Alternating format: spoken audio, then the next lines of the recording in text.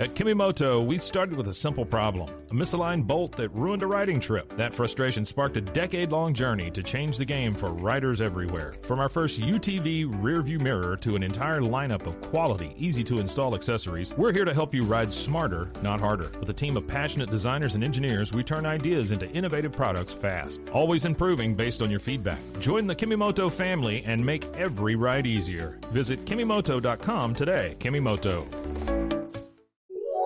This is a Rogue Media Network podcast.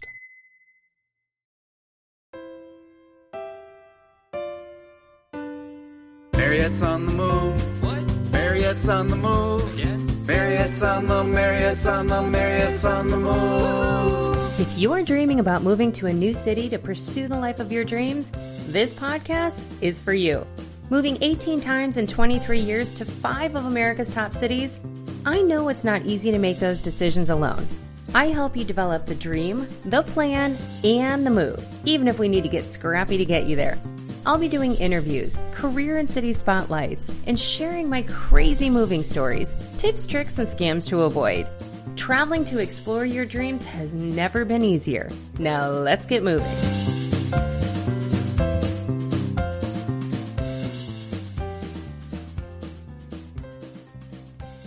Welcome back to the show, everyone. I am super excited for today's guest. I have Dr. Anna Kallschmidt, who is a country bumpkin, an award-winning industrial organizational psychologist, and the thought leader behind the unwritten rules of work. Her research has been implemented at global organizations, including Big Four firms and Ivy League institutions. Dr. K fearlessly confronts societal fears and cultural taboos head-on. Rather than tiptoeing around discomfort, she brazenly shares insightful yet humorous stories of her cultural snafus, catalyzing courageous conversations that empower her audience to be agents of their cultural changes with accountability instead of shame. Her mission is to pave the way for individuals to embrace vulnerability and harness the power of authenticity in every aspect of their professional journey. Her work enables organizations to take their development to the next level in a way that boosts organizational performance. She's been supporting organizations and having powerful conversations about equity and the unwritten components of workplace culture for more than 8 years. And folks, she's a PhD who talks about overcoming fears and transitions. Can you see why I wanted her on the show? Dr. Anna Kallschmidt, thank you so much for being here today. Thank you for having me. I'm looking forward to it. Oh my gosh, I feel like I need to hit record prior to actually hitting record because we have such good conversations and today was no different. So I want to talk about a lot of different things with you, but first of all, I want to talk about common fears because I hear a lot about this. I've had them in my transitions, right? I've moved 18 times in the last 24 years to 5 different big cities, but what have you seen fear-wise that has come up for even successful people that, that they're navigating these days? Yeah, so I have moved 10 times in the past 12 years, also to 5 different cities. Not all of them were big, but a few: Miami, San Francisco, DC. Okay. I think there's a lot of fears. I mean, there's about many things. And there's all, the financial, the logistical, is this going to work out? Am I going to make friends? But there's also, and what my story and my experience has been drastic changes in cultures, ideologies, etc. So I'm from a very rural part of North Florida, very different culture than even Miami, that's in the same state, and certainly different than the academic institutions or the organizations that I've worked with, around the world and around the US. And now, it's really interesting. In America, we have this kind of, I think, it's banter, a lot of it. It's fun. Really, my state's better than your state, right? And, or my region or whatever. And it's mostly fun and games, but sometimes it can be a legit fear or other people can try to scare you when you're not scared. Yeah. Right. So, is that more projecting their fears on you about you moving? I think so. But if you don't know what's important to you and you don't know what your priorities are, then that can scare you. Right. Yeah. So I remember, so I'm originally from Florida, but I was in the DC area and I got an offer at Stanford, and it was right in my research interests. I was Yeah. not looking for a job. It just like fell into my lap. I was very happy in DC, but it was like, this is like how often do How the can you stars turn align, Stanford down? right? Right. I mean, and it was in my interest too. And I was like, oh, okay. So I It's was like thinking perfect. about, and I was talking to one of my brother's partners, and she's not in the family anymore, but she'd been in the family a while. And I was like, yeah, I was home for Christmas in Florida. And I was like, yeah, I think I'm thinking about going to California, because she was all about DC. She was like, oh, don't go to California. They're crazy there. And it was like, you don't even know What I'm what doing, opportunity I have or yeah, what part of yeah, California. Really, everybody in California is crazy. Our most right, populous state, at least at that yeah. time, everybody's crazy. Now, maybe she was right, because then I moved and the pandemic hit, so it wasn't a great time to Things did go a little move, crazy. right? Yeah. But that was kind of an extenuating factor. But um, I think those can be a lot of the fears, and that can be fears that we have even when we're not moving. That's part of what I Yeah. do in the workplace is, what do we think about a group versus just talking to them? We like to Yeah. assume we know what everybody else thinks. And I have driven it down to, I think, four main fears. Okay. I call it the cycle of fear: the fear of change, the fear of being wrong, the fear of being replaced, and the fear of shame. And I say that the cycle of fear is within the cycle of courage. To have courage, you have to have fear. Otherwise, it's Yeah. not courageous. And there's a point on the cycle of courage for each of those as well. Ooh, can we talk about that a little? Yeah. So at least for me, those all built on each other. I Okay. had to work on one to get to the other, but they can coincide. They can be in different orders, but in my opinion, in my experience, for the fear of change, you have to have the courage to have faith. And that's not necessarily religious. If you have that, that's awesome. But faith, by definition, is believing something's going to happen, believing something good is coming, even if you don't know yet, even if there's Yeah. not the evidence. Yeah. A lot entrepreneurs have to have faith, right? Tons of it. And if you're moving Yeah. across the country, you got to have faith. Yes. And for the fear of being wrong, you have to have the courage to be curious. Mm. It takes a lot of courage to say, maybe I don't know everything. And Yeah. that's funny, because none of us know everything. I have a No. PhD. I don't know everything. Even the I Google know. doesn't know everything. No, you even got to fact check Google, right? Right, right. For the fear of being replaced, I think we have to have the courage to recognize our own power, what is within our control, what we still bring to the table. We don't have to worry about taking it from somebody else. Yep. And for the fear of shame, I think we have to have the courage to be held accountable, which is different than shame. Yeah, I think the fear of being replaced, especially in the workplace right now, there are so many layoffs that are happening. I mean, I work in Yeah. technology full time, and it's not uncommon to hear an entire department get wiped out, or Yeah. sales reps, all these people, and it's such a shameful thing when it happens to you. It happened to me. I worked for a startup. We got bought out. Even the week before, I had asked my manager, because we just kind of heard rumblings. There was one, layoff, and they were like, oh, duplicate positions. And then there was a second layoff. Oh, and then they always had an excuse. And then I said, well, we're the enterprise team and we're bringing in deals. Does that mean that we are going to get let go soon? And they were like, no, absolutely not. And the very next week, we all got let go. And I remember it being so shameful. But at the same time, I was like, okay, within a week or two, I had like 5 interviews set up. So the data told me that, I am worthy and I am, a good candidate for another job. But in that moment, it was like, what did I do? I took it so personally, when really it was probably Yes. somebody in an office saying like, okay, these guys are the most expensive, let them go, and Right. it's a natural part of being in the workplace. So I don't know why it's so shameful. And I think, well, I know you've internationally traveled. American work culture is known, right? That like Okay. we're the business. Yeah. And I think so much of our identity is tied to our work. Like Yeah. even when I quit my job and went into just doing entrepreneurship, even then I felt shame. And I'm the one who left, right? Because I was like, Yeah. well, because you got, it's not immediately, you still got to do business development. You still have to do things like that. And I was like, I feel like I'm not worth something because I didn't make money today. And I know that's wild. Yeah. Yeah. And how dehumanizing that is. It's just And irrational. you can be embarrassing to tell people when, even if it's Yeah. a good situation, or even if it's something like you have that's completely out of your control and you have other offers, that's part of our culture. Yeah. And like I'm a culture expert, but it's in our culture that business is everything.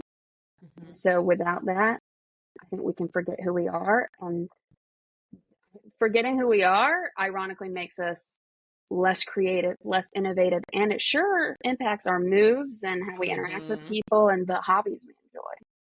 Yeah, because even when somebody introduces themselves, a lot of times they're like, "Hi, my name is Mariette. I'm a sales leader," and da da da. Like, Mm-hmm. it's what you do, not who you are. I don't say like, "I'm Yeah, genuinely curious. I'm a joyful mover." Like, if I said those things, people right, would be like, "What a weirdo." But right. it would spark more conversation, probably. I So, probably should. I mean, I just said that, and I don't say, "Hi, I'm Anna. I'm a transitioner." I usually say, "Hi, I'm right, an industrial organizational psychologist," and nobody right. even knows who that is, right? Right, right. Well, there's Yeah. there's a woman, her name is, oh gosh, I have her book too. Holly, I just call her Holly, but Holly Murchison. Murchison. So if you're watching on YouTube, I'm looking at my bookshelf right here. But she has a book called Tell Me About Yourself. And she lives in Raleigh, North Carolina with her partner. They like she wrote this book and it was so funny because I reached out to her on I think it was like Instagram or something, and her and I got to talking, and we talked like physically, and she helped me kind of create this 30-second elevator pitch about myself, and it goes out the window every time I have a conversation about I it, know. like something if it's work related, so I need to go Yes. back to that. I need to like put her back on get her on the show. But I mean, that's the thing, is that you're right, like we do wrap our identity in it. And I think Mm-hmm. even when you're moving to a different state or something, like your experience, like, okay, they're crazy. So then you're like, wait, does that make me crazy for going and trying to explore, when really we have an awesome, awesome country that we live in, and we're free to Yes. go wherever we want, you know? Yes. And so what I, give my keynotes about, what I love writing about, training about is I tell people it's not sports. It's We not have like sports. ingrained in us that there are only two options. And that if you make any decision that might be out of your normal comfort zone, out of your Yeah. team, then that means you're on the other team. And Yeah. somebody's got to win and somebody's got to lose. And Yeah. that, I think that's human nature. I think that's rooted in threat, no threat. Hmm. Right? That Like part that caveman like, days. yes, that like instinct of, is this a threat or not? And while there are absolutely situations that are threatening, not Right. denying violence, Right. in most conversations at work or most interactions with people, there are way more than two options. That's Hmm. actually bad business to only see two options. And Yeah. I mean, America's huge. Yeah. And we're a global workforce. The world is big. There are far more than two options. There are far more than two types of people. And Yeah. that can be overwhelming. That can spark more fear too. That can say, I don't want to have to think about that. That's Yeah. too much. But in my experience, forcing myself to break out of that was both a grief and one that I've been so much happier since, and has opened so many more doors and opportunities that I never would have thought I had. Yeah. But it's always there. It's always like that underlying, oh no. And then you got to remind yourself, okay, look, like I am in a Okay. country of millions of people. Yeah. There's not only two options.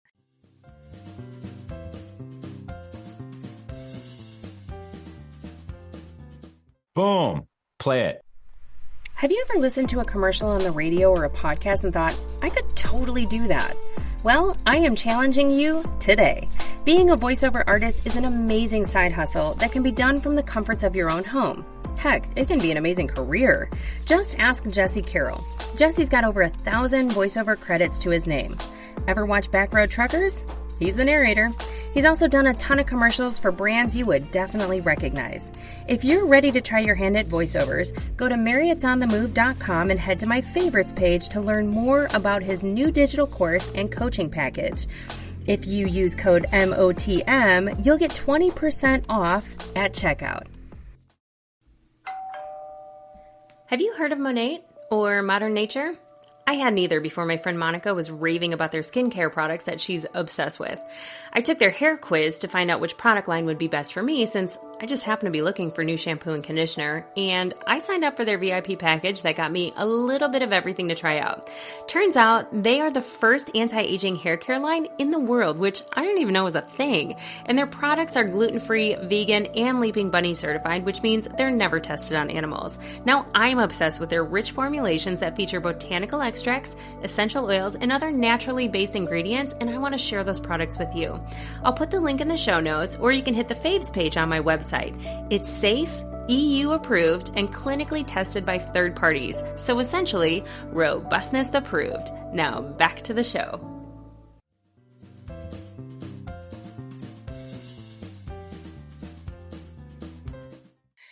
Yeah, every time someone tells me they feel stuck, I'm like, you're only stuck if you stop. And what are your other options? Like, what do you love about the place that you're in? What could you be doing more of that brings you Yeah. joy that doesn't have to do with the state you're in or the city you're in or any of that stuff? I often coach around if somebody is going back and forth between, because sometimes too many options is hard as well. Like when you have Yes. too many decisions to make. Analysis paralysis. Yeah, it's like the Yes. Cheesecake Factory menu thing, right? Like you get in there and you're like 17 pages. Like one, how are all the ingredients fresh? And two, like I want one of everything, you know? Right. So that's hard. But I often tell people like in technology and where I came up with City POC, which is a proof of concept, it's staying in a city for longer than a week. So you really get a feel for like what that city's about, the vibe. You talk to locals, you go to the grocery store, or all that stuff. But sometimes I'll tell people like, hey, if you're looking at Denver and you're looking at Chicago, go and stay in both for a couple weeks if you can and do a bake off and see, like really go in and see, okay, like what do I love about this? And what I'm like, and meh. You know, like tell me how you're feeling, because your head is not always the best judge of what's happening. Your like visceral reaction sometimes is better. So, I mean, I don't know like what your research tells you about like techniques that you can use, or is there anything that like you got kind of in your back pocket that could help when somebody's doing that? For the moving? Well, yeah, just like strategies in general to overcome those fears. Okay. Well, I will specifically to that, what you talked about with moving, I will say there's a tendency in, again, American culture to always want more, right? More. That's how we make so much money, right? That's also how we spend so much money, which is how other people make so much money. Yes. But the happiest I have been is when I moved somewhere and I was overwhelmed by the options. And I had a limited budget. I hadn't finished my PhD yet. This is my first like master's level job. And I made a spreadsheet comparing all the things that were important to me. And they were what was important to me. Like values, not what other people. And it was things like I'd been living in a 17-foot trailer for 2 years. I really wanted a bathtub. I really wanted a bathtub. I was so tired of showering in a closet. Right. And the other thing was I really wanted to be in a walkable area. I'd been in Miami for 3 years. I'd spent 3 to 4 hours every day on the road, just going 20 miles each way to work. I wanted to just wake up and walk to work. Yeah. And where that put me was not in the gorgeous one bedrooms that would have with the washer and dryer and everything with the balconies. That would have been out of my budget and farther away. It put me in a 450 square foot studio. It was right by the National Mall and 6 blocks from my job. And that is the happiest I've ever been. Really? Yes, because I had what was important to me. Yeah. And because I knew that when people were like, oh my God, your place is so small. I was like, yeah, but you had to drive here. Yeah. You had to park in DC. Yes. You know, which is not easy. I've been there. It is crazy. No, the signs contradict each other. You know, like you had to do that. I walked here. Yeah. I don't care if you don't want to come over. Yeah. I don't like I've often said like my dream, because right now I built a house a couple of years ago and I live in an area like the neighborhood itself is great. Like, you know, we've got forest, I'm a mile from the water, like it's a gorgeous neighborhood. I've got great neighbors. I'm very lucky. But I lived in Chicago and New York City and San Francisco, and we walked everywhere. And yet, and Mm-hmm. like you, I lived in a shoebox, but I actually loved being able to wake up in the morning. So like when I was in San Francisco, I was in the marina and I was on Beach and Fillmore, which is like an awesome area, like right by like you can see the Golden Gate Bridge when you walk down the street. Yes, And yes. there was a Pilates studio that I went to, and I would literally run to the Pilates studio. I would take the class and I would walk home. And on my way home, I would get coffee at this like little craft coffee That's shop. the dream. It was the happiest I've ever been. It's the most money I've ever paid to live somewhere, like including right now where I own a house. But it would like, I was just so happy, you know? Mm-hmm. And I think that there's something to be said for that value and what makes you, feel at home and in your Yes. soul, right? Versus like Yeah. what you think you should be doing. So, Yes. And I'll be honest with you, I'm not thrilled with where I live right now. I think the pandemic screwed things up for me. yeah.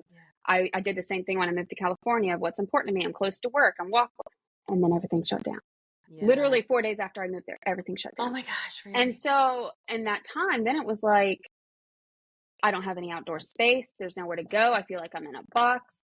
And Yeah. so then when I moved back to the DC area, I prioritized like the balcony, the community pool, things like that, because I was like, if things close down, I need Yeah. to breathe. Oh, and California caught on fire. So it was like, I literally need to breathe. You literally couldn't right? breathe.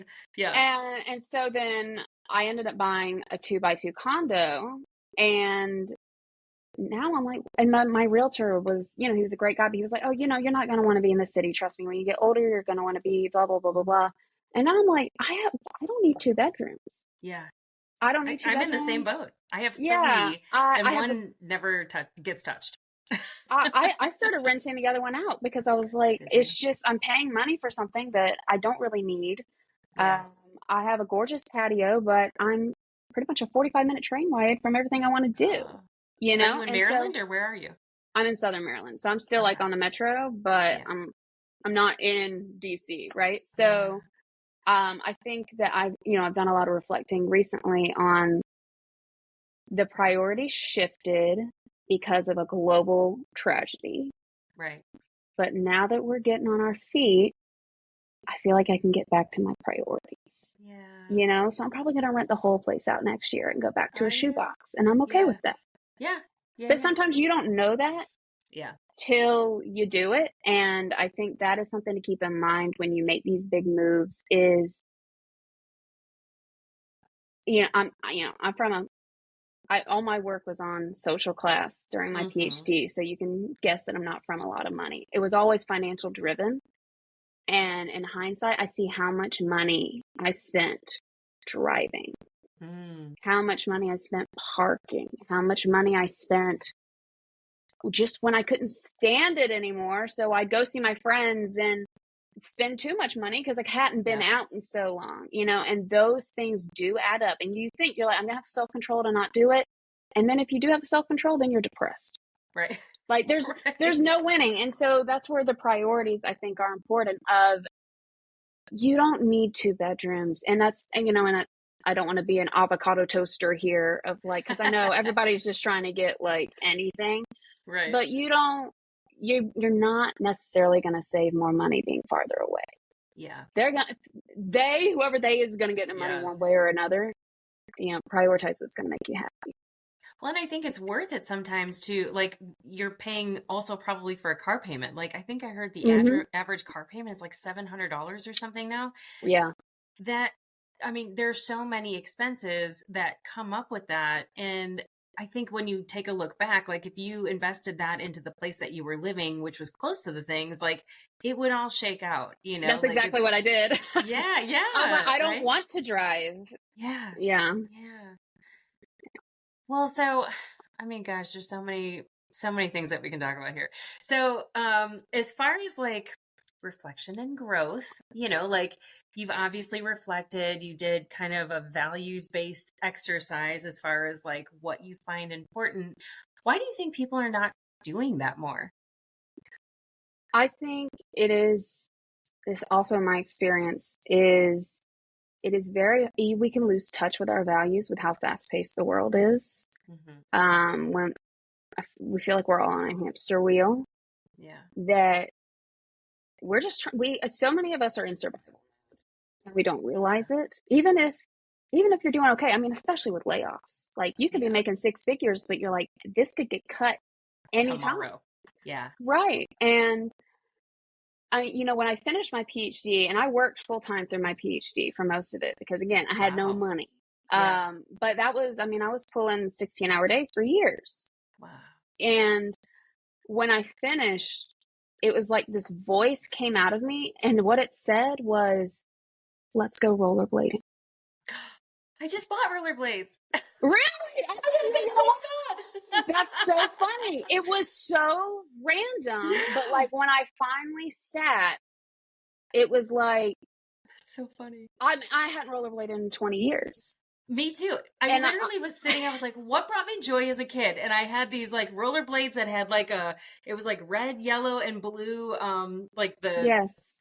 the things in the front. I couldn't find them, but I was like, I don't like riding a bike. I have a bike. My brother's tuned it up like 4 times. I miss rollerblading. And so I bought some. It's been raining here, so I haven't been able to use them, but that's so funny that's what you thought too. I thought, oh yeah, no, I mean, and you're getting at exactly where I was going to go is, I read a book once by Kim Dynan. I forget, I think it's called Life on Fire, and it's a very short book. And I read it when I was on El Camino de Santiago, which is a pilgrimage across Spain. I've done a couple of them. I did the one across Spain, the one across Portugal. And I read her book because I saw she'd also been on the Camino. And one of the exercises was, what made you happy as a kid? And the funny thing is, I did the first trail when I was 18, and I had started it, but I didn't finish the book. And that's when, in those 10 years in between my first and second trail, I finished 3 degrees. Yeah. And so then I'm finally on this trail, and I was like, wait, do I still have that ebook? Like, I was just at a hostel, and I was like, oh my God, I still have it. And I had taken notes in it because on the Kindle app, you can take notes. Yeah. And what was startling to me was I've experienced so much change in my life. I mean, I openly talk about how I've unlearned a lot of isms. How much I felt like so out of tune with myself as a child, because I'm like, oh, I was wrong about so many things. To going back and reading those notes, I was like, but what brought me joy has never changed. And so I found that a very helpful exercise of, what do I prioritize when I think about it? I'm like, what did I love as a kid? Yeah. And it always takes me back somewhere that I'm like, I mean, even entrepreneurs, even, that I'm an entrepreneur now. As a kid, because we had no money, I was always scraping something together. I was selling this, or I was selling that, or I was babysitting, and then I learned how to play bluegrass fiddle. And then I was like, I'll play fiddle for you at your event, right? Yeah. And like, that was just always who I was. I always wanted to create something. And so I think the exercise of getting in tune with not just your inner child, but know who you really were as a child can be helpful. So unlearning isms, talk about that a little. Oh, I talk about that a lot. Ooh, tell me more. Talk about that a lot. I think all of that is rooted in fear. I think so. So racism, sexism, classism, we don't call them isms, but homophobia, all of those things, they're rooted in many different fears. That's actually how I came up with the cycle of fear, because I was like, how do I talk to people about this without sounding like a politician? Because I'm not advocating for anybody. You got enough of those in DC. Exactly. That is not what I do here. Right. And it really comes down to fear, and that's where I can fear of change, fear of being wrong, fear of being replaced. If you make room for someone else, there's not going to be room for you. And the fear of being shamed of, maybe if you really are open to new ideas, you really are into doing something new, but you're afraid, I saw that person post one wrong thing on Twitter and now they're canceled. Yeah. That's going to shut you down right away. That's different than being held accountable. Yeah. So I had a really long, some people say it was fast, it felt long. Over years of, I'd grown up in a very small, my town is of 2,000 people at the time, very small, homeschooled, very strict Catholics. I joke, but it's not really a joke. I was raised to be a really good Catholic housewife. Mm. I'm none of those things, Yes. you know. And I don't have a problem with people who are. I think, Yeah. if you're able to survive on one income, congratulations in this economy. Right. But when I moved to college the first time, I mean, I changed majors 4 times. I was exposed to careers I'd never been around. It was a very large school. I went to the University of South Florida, very large international presence as well. Yeah. Many different ideas. I mean, I was in the honors college. One of the courses I had to take was on Africa. Like the first thing the instructor from Africa says is everything you think about Africa is wrong. And I was like, Wow. oh Boom. boy. Mic drop. Let's do this. Wow. Yeah. And he could prove it. And it just being exposed. And then I went to graduate school in Miami, which is, I don't think a lot of white people in America get the experience of not being part of the majority. Yeah. But I think it's a very important experience. It's one I'm very grateful for. And I was in Miami during the 2016 election, during everything that was going on then, and being able to see other people's experiences. And while being in an environment where I was expected and allowed to ask questions and learn, and being taught tools on how to collect my own data, and not just get into how many clicks a news article has, it's the gift of my life. I mean, I have a reputation for being very unlucky. My nickname in college was Murphy, from Murphy's Law. Oh, no. But that experience is the luckiest I've gotten in my life, for sure, because it's very rare that those stars align like that. And even in terrible circumstances, right? I don't want to be like, oh, I'm so glad that so much pain was on so many people because Yeah. I learned something, right? But, you have an option when you see people in pain to learn about it and say, how can I help? Or you have the option to say, well, you shouldn't have done that. Yeah. And if somebody was bleeding on the side of the street and we were like, well, you just shouldn't have crashed your car, Yeah. we'd be like, you're a jerk. Yeah. But if we do that with other things that are less physically visible, that's our bias. Right. And we do it all the time. So I don't know if that answers your question. No, it does. I think that there's a lot to be said too, just for that awareness. I think a lot of times, like you said, collecting data, and a lot of what I talk about on this podcast and with people that I'm having those one-on-one conversations is really like, before you judge yourself, let's take a step back and look at the data. Like I had Dr. Natalie Luke on the show a while ago, and she does this whole up leveling women in their careers. She's got a digital course that's on my website, all these things. But with her, she's like, I'm a researcher, and just like yours, she's like, we don't take data for face value. We collect all the data, and then we looked at it as a whole. And a lot of times when you're judging yourself, you're like, oh, go back to the shame. Like, I lost my job. Really? But you got 17 other jobs before this. And, but you're focusing on that one job that you missed. And I think when we do things like, sitting in a city, and like you collected data that you love to be in a walkable city, and you ignored that data when you made the move because someone else said you might feel a certain way down the road. I am more like, right now, I've spent a lot of time being present in my body and being present in how I feel right now, and making decisions on right now rather than the investment down the road, which is good and bad. But like the wallpaper behind me, like everybody comments on the wallpaper, it brings me joy. I hated this room, and it's my workplace. Like this is where I like spend the majority of my day. And I remember when I was putting the wallpaper up, I mean, if you're watching on YouTube, you can see it's like honeycombs with little bees, because people call me a busy bee because I move a lot. But like when I first saw it, I saw it on Etsy. And then I was at the Honeycomb Cafe, like it was opening downtown Belmont. I live in Charlotte. And I peeked in the window because they were still opening, and they had it on the wall. And I instantly felt joy. Like I felt like yellow is, I mean, I love yellow. It brings me joy. But I mean, I literally like lit up. And I was like, yes, that's why I want it, you know? And so I literally went right there and ordered it. And of course, it took like 6 weeks to come. I thought it was peel and stick. It's actually the real wallpaper. There, it's like 8 hours of my life I'm never getting back again. But at the same time, every time I walk in this room, it makes me happy. And that's much more than 8 hours. Yeah, exactly. And everybody was like, oh, that might be not a good investment. You know, the new movers, you know, people that move into your house next. I'm like, who says I'm going to sell it? Like, this is me. Like, I love this right now. Who says I won't take it off this wall and take it to the next place? Although I will say that they're probably gonna have to drywall over it because it is stuck. Like it is like a gallon per strip. Because I was like, how do I make this work? I'd never wallpapered before. Yeah, it was a lot. But yeah, that was like one of those days that was just like so humorous because I'm 5'2".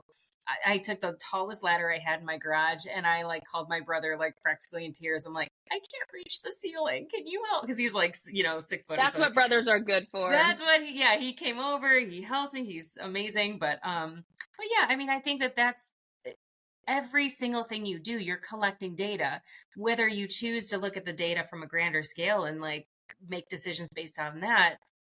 You have to do that in order to find like a non-bias in that data, right?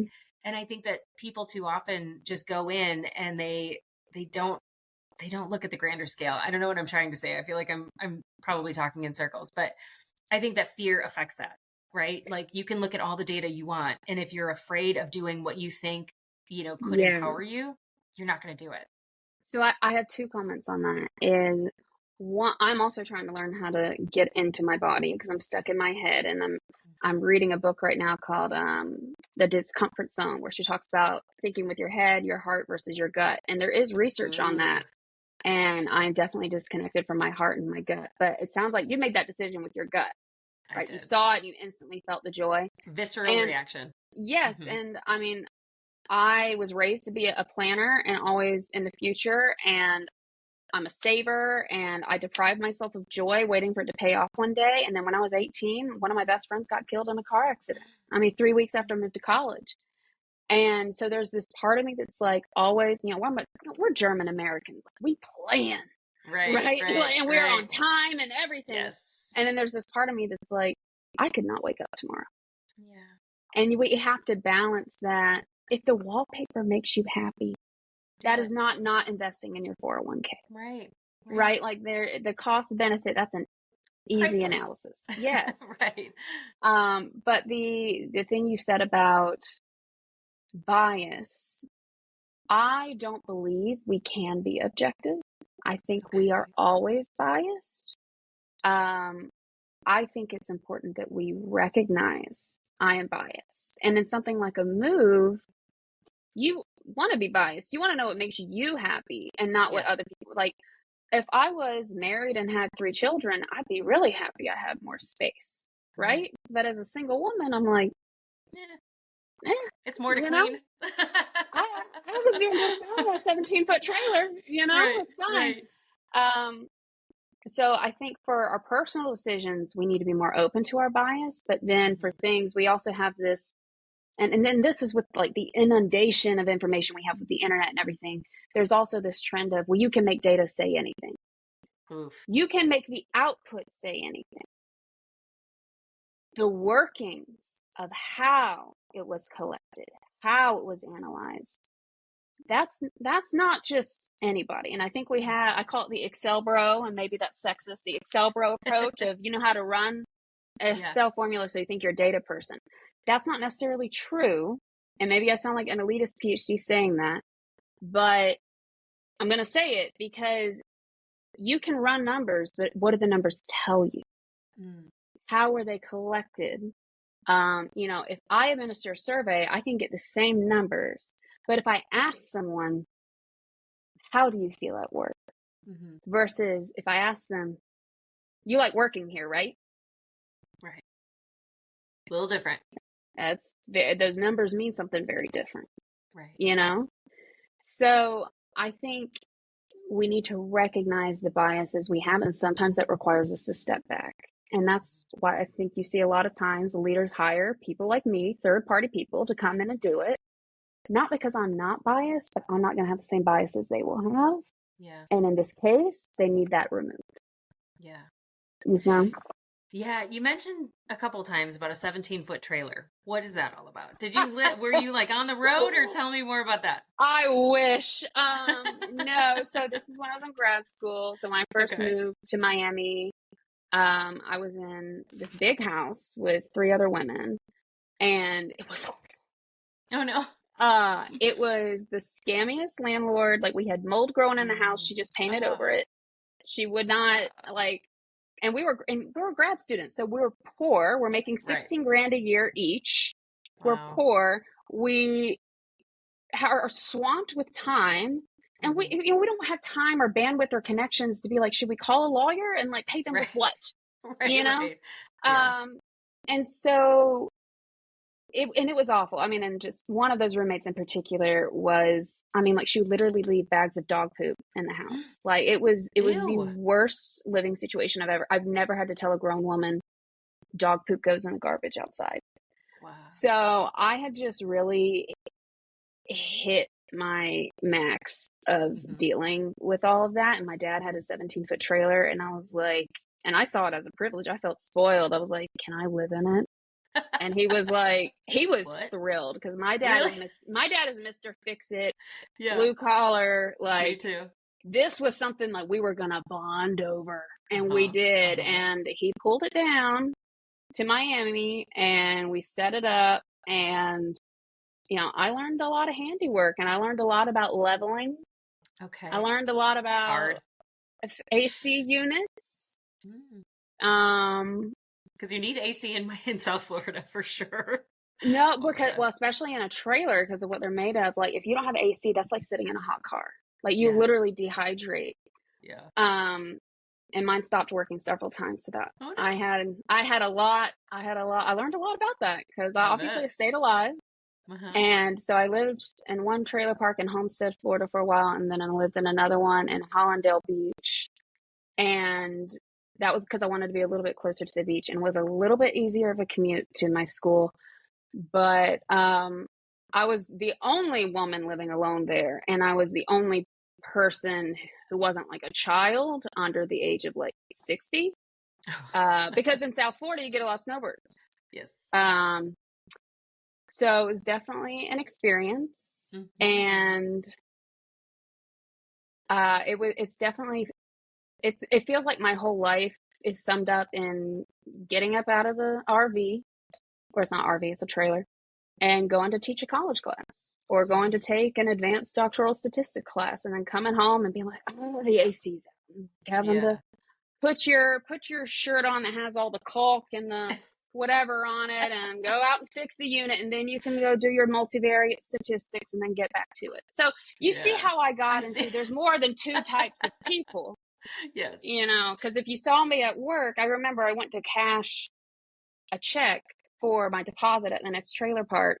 Yeah. Because you have to do that in South Florida, because the snowbirds book early. And I had just finished teaching a class. I was in a suit, and bankers, they're like a kiss in my ass. I don't know how else to say it. I was like, oh, and where would you like this check to go? And I was ABC trailer park, and they were like, excuse me. And I was like, yeah, yes, that's where it's going. And they were like, okay, and you're like, this is why I have the fancy suit. Yeah. Actually, this is my sister's when she was a beauty queen, and it's a hand-me-down. Fortunately, we're about the same size. That's amazing. Oh my God, I love this. So before we hit record, we were talking about, because I did a focus group. So Anna and I met in a speaker sisters group. I've had a couple of the sisters on the podcast so far, and we've talked about different things, but one of the keynote that I'm preparing is for college students and leveling up when they get out of school.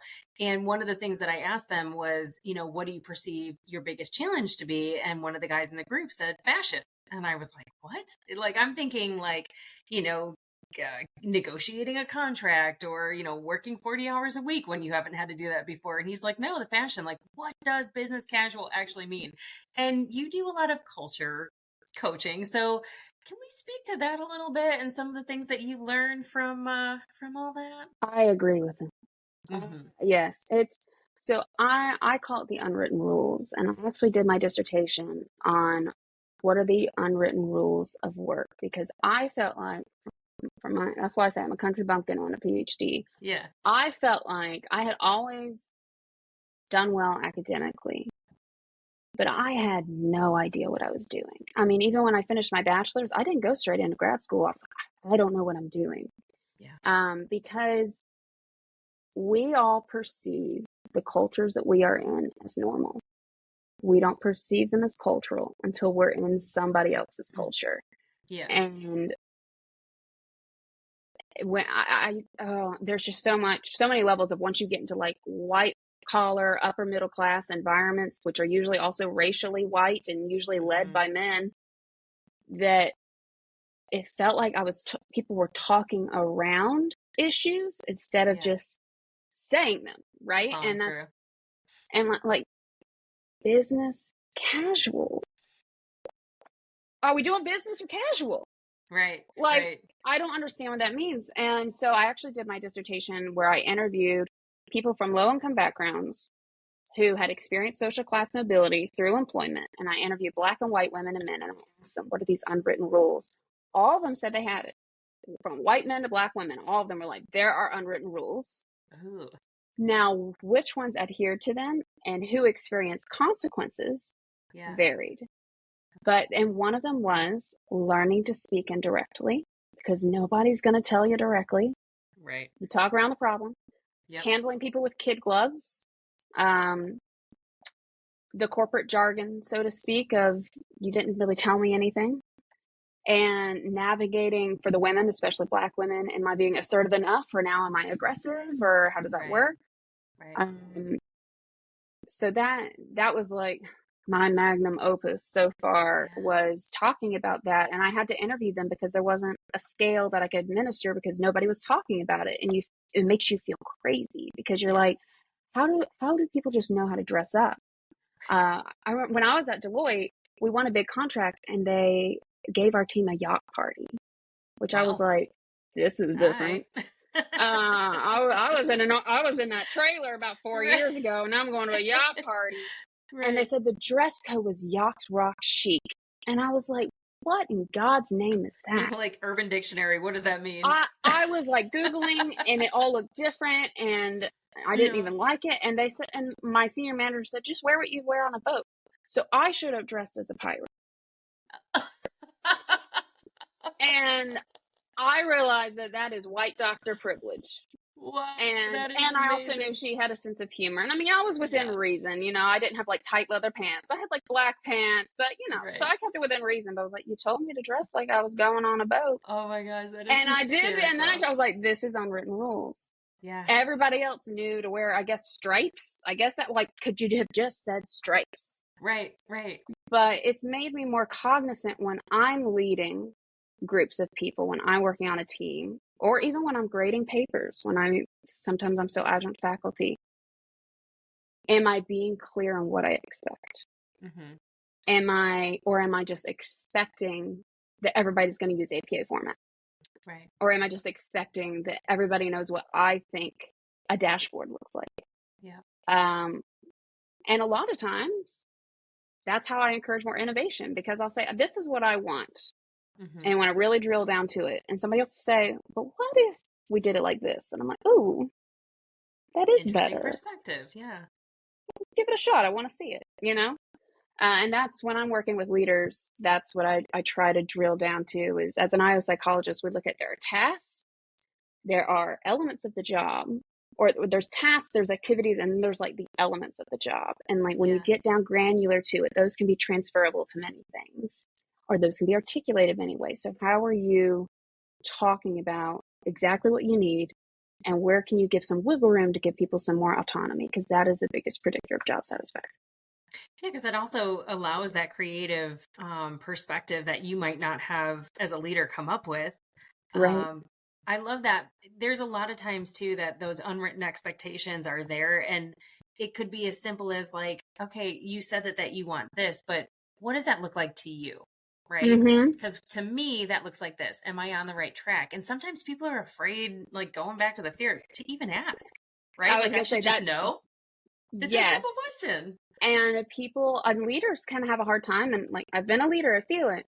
The fear of being wrong Hmm. and the fear of being replaced if what they give you is better. And we've got Yeah. to work on that, because you're not really a leader if you're just trying to hold other people back. Right. So it definitely taps into those fears. And there is the fear on the other end of, am I even afraid to ask what I don't know? And I think that is a very prevalent fear we have in the workplace, because I feel it with the corporate jargon has just gotten really bad. I Yeah. mean, it's all synergy, impact, da da da da da. Win-win. Give me a deck by EOD, and we'll boil the ocean. Yep.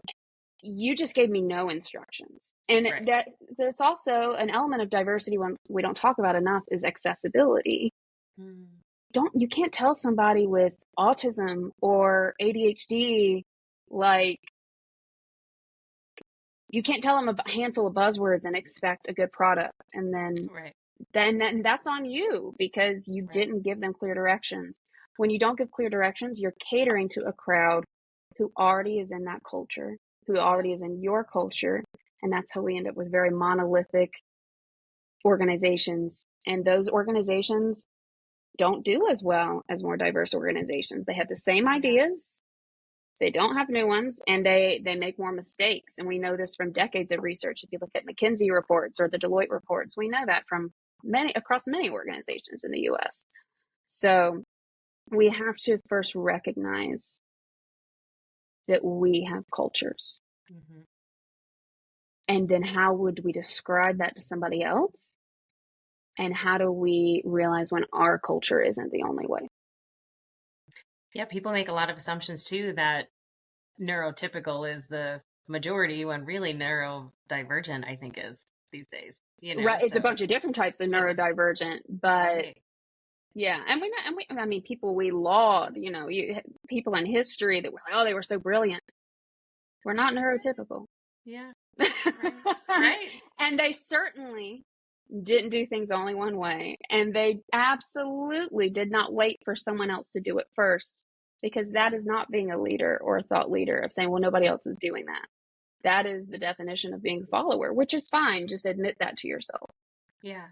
Yeah, I love that our brains are like problem solving devices and that we can change our mindset just by asking different questions. And sometimes that trips people up, but even just saying, like, okay, right now I feel like down in the dumps, I'm tired, I hate my job, I'm burned out. And just sometimes saying, like, well, what could I do differently in my job today that will Mm-hmm. bring me some energize or like re-energize me, right? Like, Yes. I know for me, like small talk burns me out. But like one-on-one like this, getting deep in a conversation totally charges me. Like I will be on a high the rest of the night because I love this conversation, right? And I might even go rollerblade. But Yes. but you have to know what puts you in that position, and you have to stop and ask yourself, like, because you're the only one that knows, right? Like, Mm-hmm. what is burning me out? What is making me like dragging me down? And then to be able to go and have the courage to say to your boss or to your peer or something like, I am struggling with this because this is tripping me up, or this makes me like, this is, draining all my energy. What are you doing differently than me that it seems like you're okay with it? Right. Yeah. And that's part of the culture, that going to somebody and saying like, I don't know, or I'm struggling, or I'm having a hard time, again goes to that cycle that you have, like that fear of replacement, like, oh, okay, if that person's struggling, maybe there's somebody else that can do it, when really it's hard to replace an employee, and somebody that knows, And it's expensive. and it's expensive, right? Yeah. So I would almost always rather somebody come to me and say, hey, this is tripping me up. Like, what are other people doing? And then I, as a leader, can go and find out what other people are doing and how they're doing it. And that like can bring it back to you as an employee and have that recharge you versus drain you. Right. And I think I totally agree. And I also think that many leaders, our idea of one of the things I do in one of my trainings is I walk them through what are the last 100 years of leadership theories. Like, what have we thought a leader is? Yeah. And so much of that we have thought of a leader as someone who knows everything. And it's very catered to be what like the stereotypical like 50 years ago a white guy was, of Yeah. like a war supposed to be, right? Right. And that's had damaging consequences for everyone who doesn't fit that mold, including men who are like, I actually don't want to be a domineering person who Right. knows it all. I actually really like working with people and collaborating on a team. But there's a pressure in leadership, and we reward people for leadership when they have an answer. And I think that's why we've gotten into so much corporate jargon, because people don't say, I don't know. They just say, well, let's boil the ocean. And it's like, Yeah. honey, the ocean's hot enough. We're a little worried about that. We're a little worried about that right now. So instead of, something we do in research, a research technique is when you're trying to choose between an interview or a focus group. Mm-hmm. An interview is when you want someone just to tell you their story. Okay. And that you do for stigmatized things. Like when I interview people about their class background, that was one-on-one, because there's just so much stigma and a lot of trauma that can come with a low-income background. And shame. Yes, absolutely.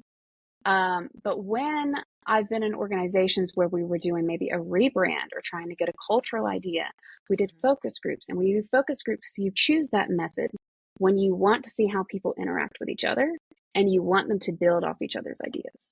And I think as leaders, we can get stuck in feeling like we're in the interview seat when instead we should be in a focus group.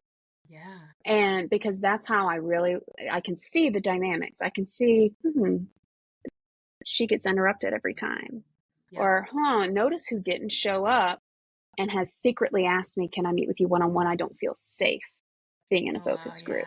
Yeah. Right? Oh, but also the good things, the things that are like, I didn't even think about what Phil said, but now that I'm thinking, I think a solution to this could be, and like, leader, it doesn't have to be on you. What if instead of a leader, you were the facilitator? Like, because one of my folks, I'm just facilitating. I'm not telling them. I'm like, okay, you look like you have something on your mind. You want to tell me?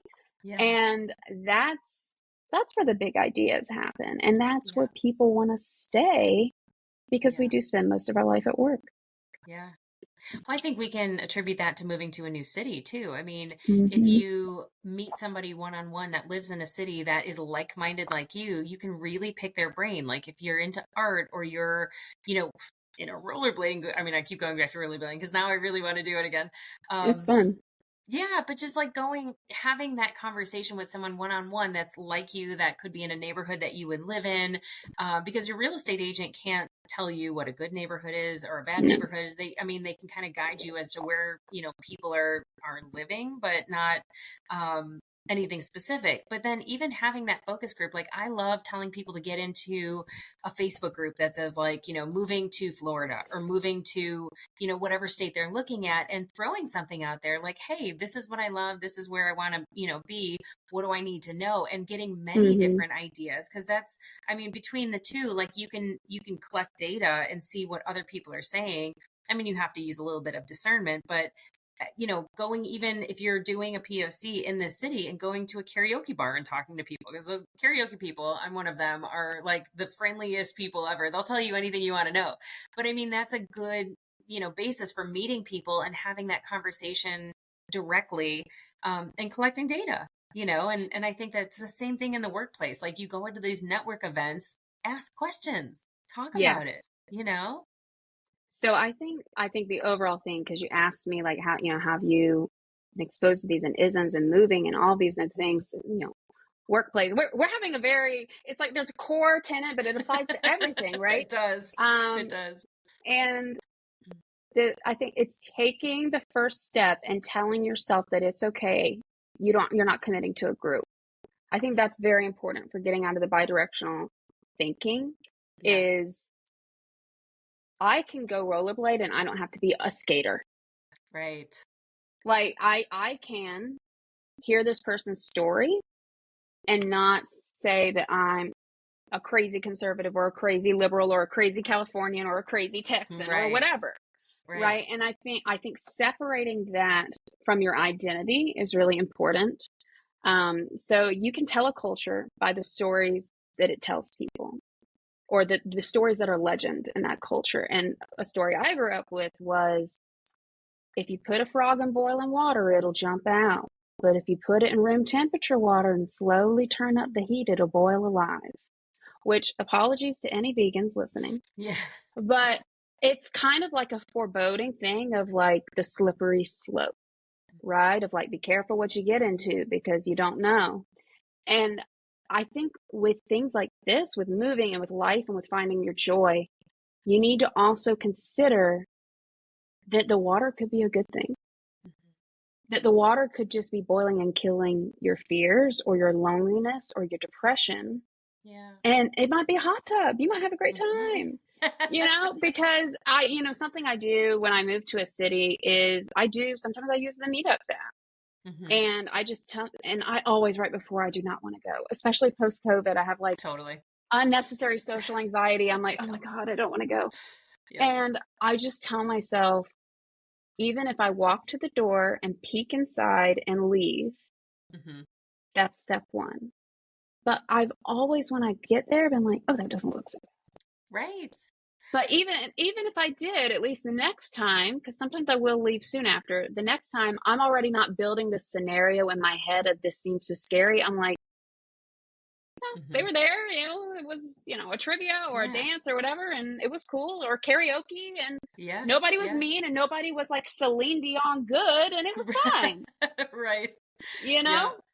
I heard something recently that, and I don't remember, I heard it on a podcast. I don't even remember who said it, but they were saying that like when you go to some of these networking events or a birthday party or something like that, and you don't really know many people, like never talk to the person that's standing by the door. Always talk to the person that's over by the food, because sometimes people get in a room and they like need a little time to warm up. And when they go and grab food or a drink or something, like now they're saying to the room, okay, I'm open to having a conversation. And when I go to these networking events, because I go to a ton of them, I always say, okay, because I get the same thing. Like, I don't want to go.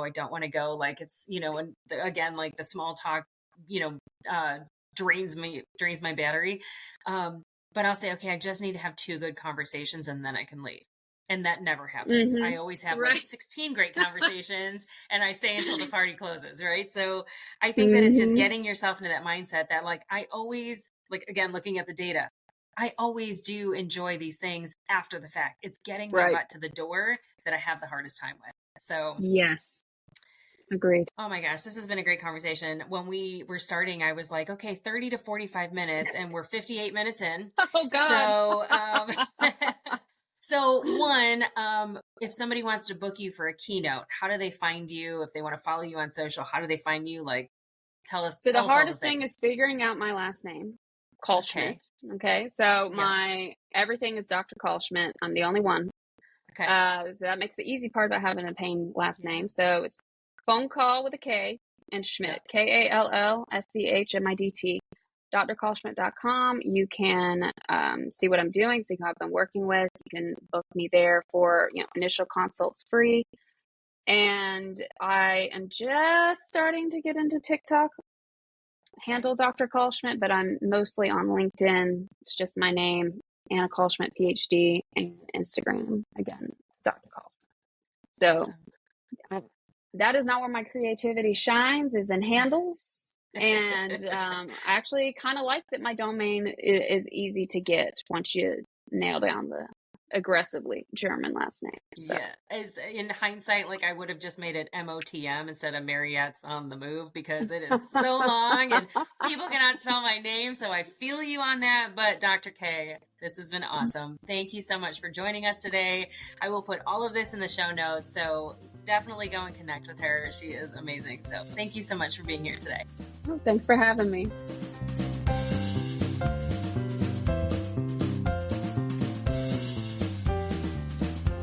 Well, I could go on forever and ever about moving you closer to your dreams, but I probably should save some thoughts for the next episode.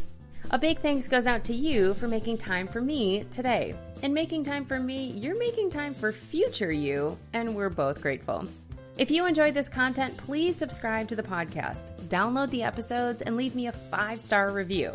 I would really appreciate it. In return, if you go to my website, marriottsonthemove.com, and register for the Monday mailer, I'll send you a free Fred workbook to get your journey started. This is also where you can find all the show notes and all the ways to get in touch with me. A special thanks goes out to Rogue Media for its wisdom and partnership. Until next time, friends, keep moving forward towards your dreams. Oh, and the legal stuff. This podcast is presented solely for educational and entertainment purposes. I am a certified coach, not a licensed therapist, and this is not meant to replace the professional advice of a physician, psychotherapist, or other qualified professionals. This is solely my perspective based on my own experience and training. Okay, now it's over. For reals. Bye for now.